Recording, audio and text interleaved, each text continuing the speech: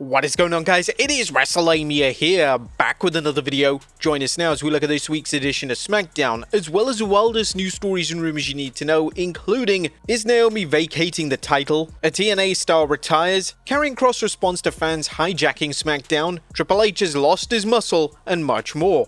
Be sure to subscribe and hit that notification bell.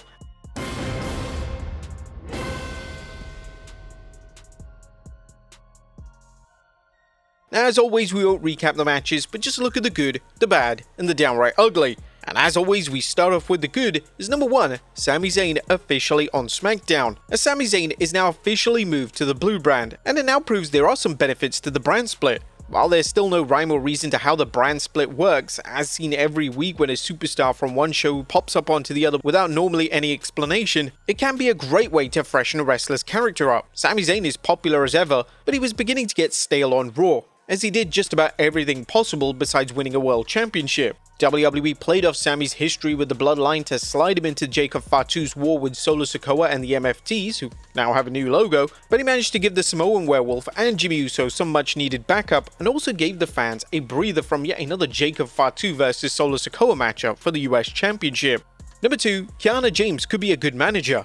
Now, is Kiana James a better manager than a wrestler? Well, that remains to be seen, but one thing is clear: the former NXT Women's Tag Team Champion is getting valuable TV time since returning after over a year's absence. With WWE showing a little sign of building up its women's undercard, a managerial role may be the best route for James to shine. Now, it's far too early to see whether her efforts to manipulate Tiffany Stratton and superstars such as Mishin turn into anything engaging, but at least it's a start. Number 3, Drew delivers a Dynamite promo. Wrestling has definitely told us one thing: never bet against Drew McIntyre when it comes to his mic skills. But let's be honest, only a fool will bet against his abilities to deliver in the ring. But McIntyre followed his usual format, a heel painting himself sympathetically and doing it in a surprisingly believable fashion that has fans questioning whether Drew was a heel or just misunderstood. McIntyre defended his actions, taking Cody out of action on last week's SmackDown, pointing out that Cody was the one who assaulted him after the match and who was preparing to put him through a table when he defended himself. Just great heel work and storytelling all around.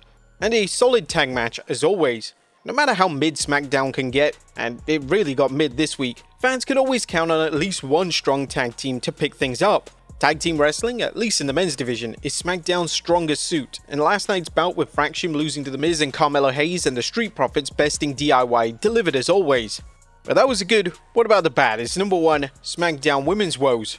The WWE's problem with its women's tag team division are just part of the problem, as the Blue Brand's women's division is just a hot mess right now, from top to the bottom. The biggest example is WWE Women's Champion Tiffany Stratton and WWE building things up for another Tiffany vs Jade Cargill match. While Jade's SummerSlam match was serviceable, there's been no sign that anyone is all that interested in a rematch. Unlike Raw, SmackDown is sorely lacking in main event competitors, and Tiffany has gone through every imaginable opponent ranging from Nia Jax to legends such as Trish Stratus. Sadly, this lack of competition is hurting Stratton, who has the opportunity to become a megastar like Rhea Ripley, but is lacking the credible competition and storytelling to continue to elevate her. Number 2, not feeling The Miz and Melo. What is WWE's fascination with pairing The Miz and Carmelo Hayes? SmackDown explored this cliched storyline of two wrestlers who don't like each other before, and suddenly it's back like a bad skin rash. Although we get to see Hayes regularly on TV now, he's still doing nothing, and this is a case where a wrestler may be better off TV until WWE can come up with a strong storyline for him in singles competition.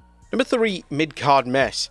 SmackDown was a mid-card mess, with most of the Blue Brand's A-listers taking the night off. While it's great to see mid-card stars get their time in the spotlight, fans will care about them more if they interact with top stars, showing that these mid-carders are deserving of the fans' time and attention. The lack of Roman Reigns, Cody Rhodes and Randy Orton was really felt last night.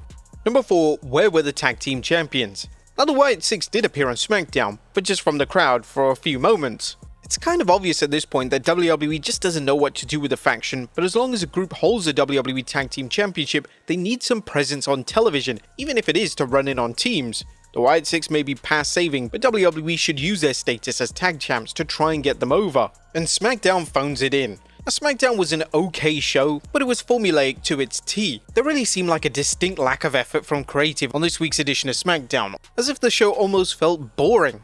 Maybe you don't feel the same way, but this just felt like any old episode of SmackDown. There's nothing downright ugly, but WWE might as well have made this a clip show special for the lack of storyline progression and the lack of top stars. The only highlight was Drew McIntyre's promo, Sami joining Smackdown, and the tag division. What did you guys think of the blue brand last night? Let us know in the comments down below. Now let's move on to the news. Now, first story looks at what is really happening with Naomi. At top of today's news are rumors concerning current Women's World Champion Naomi. There have been rumors flying about why Naomi hasn't been on WWE television recently, with the latest rumor being that Naomi will appear on Raw this week to vacate the title. It has been told that the Naomi situation is crazy.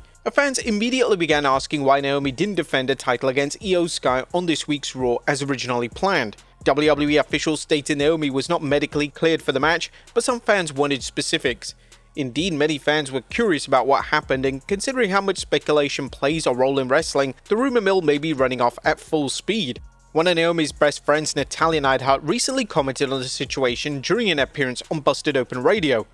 Especially for the locker room, it's one of those things that, well, somebody will know what's going on. In this situation, like, Naomi is really a close friend of mine, but I just feel like it's time right now where she needs space. Natalya didn't offer much other than to say, "So usually when something crazy is going on, I don't think it's crazy in a bad way, but I think that obviously it's private, it's personal. I feel like she will talk about it when she's ready to talk about it, but I know she would have loved to have wrestled Io." Now, unfortunately, no one else is talking, and the current belief is that Naomi is being given time to deal with whatever is going on in her personal life. Pro Wrestling Nexus's Cody tweeted about the situation, saying, "I don't know what is going on with Naomi's situation for those who have asked me. Even if I did, it would appear to be a very personal situation, and we should all respect her privacy at this stage. I'm sure when the time is right, she will open up about it." Now, hopefully fans will get some more details when Naomi appears on this week's Raw. But will she vacate the Women's Championship?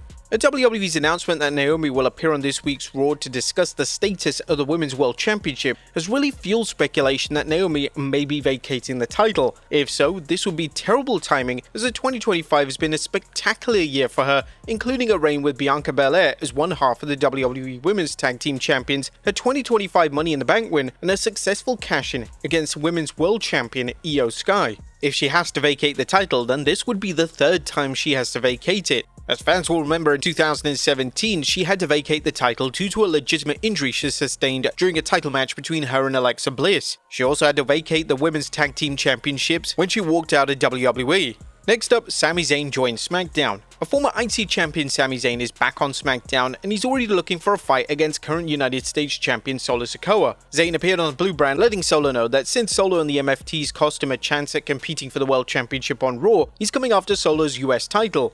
So far, this seems like a smart tactic because Zayn needs a career boost, and SmackDown can definitely benefit from the popular superstar's presence. What do you guys think of Sami Zayn jumping over to SmackDown? Next up, Karrion Kross responds to fans taking over on SmackDown. Or whether Karrion Kross has actually gone for good from WWE is still a big mystery, but some of Kross's fans were quite vocal at SmackDown chanting, "We want Kross." Kross, who's always interacting with his fans on social media, mentioned, "I hear you." Next up, WWE SmackDown fail. At the August 15 SmackDown featured a rare production goof, as Wrestle purists informed fans via X that Tonga Loa was in the main event, but the match graphic has Tala Tonga in his spot. While SmackDown wasn't a complete disaster, it was a mediocre show, and this production glitch was just a proverbial icing on the cake. Next up, a TNA wrestler announces retirement. Oh, it's the end of the road for TNA wrestler Sami Callihan, as he announced that he's retired.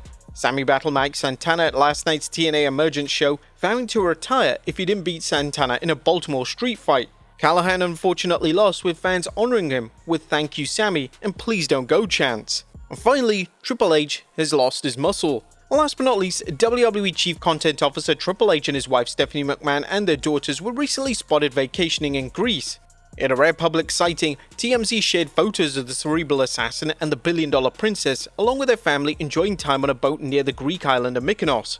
WWE royalty Triple H and Stephanie McMahon are no jesters when it comes to their fitness, because they put their bodies on display during their vacation in Greece and they look incredible, as some fans have taken to social media to comment on how out of shape Triple H is. Indeed, the game no longer has a chiseled physique, and he no longer looks to be in the best shape of his life. Triple H was once a name that prided himself on having one of the best, if not the best, bodies in the entire pro wrestling industry. So what's happened? Well, the first major reason for this change is Triple H's cardiac event a number of years ago. This changed the game's life forever, and the cardiac event was so serious that Stephanie McMahon was convinced that she was going to lose her husband forever. The incident forced the game to modify the way he engaged with physical activity, as pro wrestling was not going to happen in any capacity, and this led to Triple H retiring from the ring indefinitely. The cardiac event also meant that high-intensity exercise programs are no longer suitable, and this would have been a huge blow for Triple H, as he was a man that was prone to spending hours a day in the gym. Another reason is that the game has also been off steroids for a number of years now, and we've seen time and time again that when names come off steroids, their bodies react in different ways. They often look skinny in certain areas, and loose skin can be common. It's also clear that the game is one of the busiest men in pro wrestling right now. He oversees the creative for the entire company, so he sat down pretty much all day, whether that be in meetings, running the shows, or traveling to the next location for a WWE event.